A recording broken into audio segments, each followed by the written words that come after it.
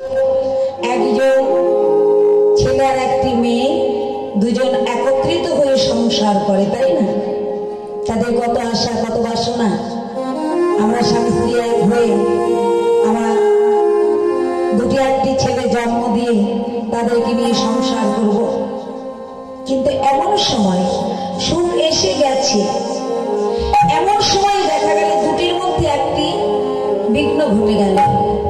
তার তখন যেরূপ দশা হয়, তাই পোড়া বিধি যখন বাদী হয় মানুষের মধ্যে, তখন ওই সুখ আর ভাগ্য জুটে না, সুখ মেলে না। যখন সুখ না মেলে তখন দুঃখে দুঃখে জন্ম যায়, তাই না? অঙ্কুরে বিনাশ হয়ে যায়।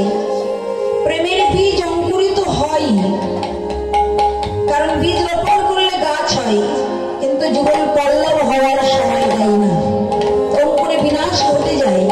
রাধারানী বললে, সখী সারা জগৎ ঘুরে, ত্রিভুবন ঘুরে ঘুরে একটি মাত্র প্রেমের বীজ সঞ্চয় করেছিলাম, সেই বীজ রোপণ করা মাত্রই অঙ্কুরিত হলো, কিন্তু যুগল পল্লব হতে দিল না, অঙ্কুরে বিনাশ ঘটে গেল।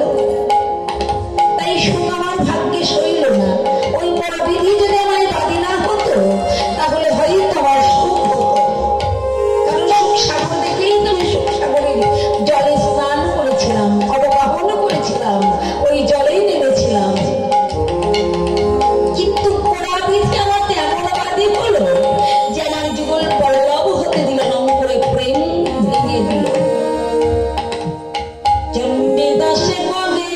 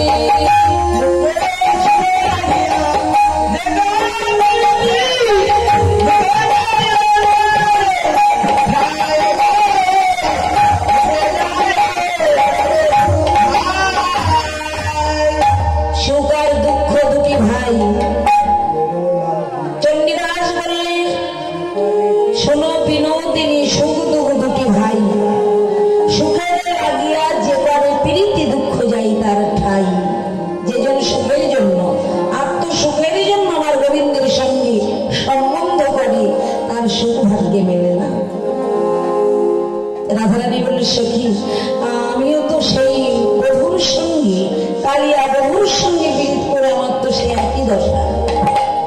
কিন্তু বলতে পারিস এই জগতে কেনা পারে আমার স্বামীর সঙ্গে ফিরে? কারণ